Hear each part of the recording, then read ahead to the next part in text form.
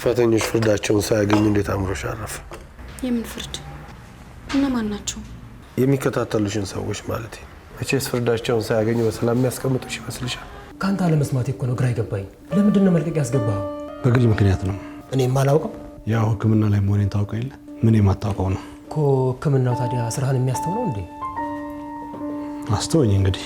የሚያናግረኝም ሰው በቃ የሆነ ነገር አለው ማለት ነፍሰ ገዳዮች አይመስሉም፣ ረጋ ያሉ ናቸው። ነፍሰ ገዳይ ምን አይነት ነው? ይሆን አለ አይደል? ጨካኞች፣ ተሳዳቢዎች፣ ስሜት የሌላቸው አይነት ነገሮች። እነሱ እንደዛ አይደሉም።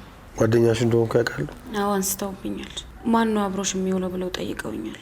ማን አልሻቸው? ደራሲው ዝራ ሰፋ ነው። ሌላ ስም አለ? ራስሽን ለመከላከል መሳሪያ ያስፈልግሽ። ጉዳዩ ለፖሊስ ማሳወቅ አትችይም። ይህ ማለት የፖሊስ ከለላ አይኖርሽም ማለት ነው። የምታውቂው ሚስጥር ቀላል አይደለም። ስለዚህ ራስሽን ለመከላከል ሽጉጥ ሊኖርሽ ይገባል።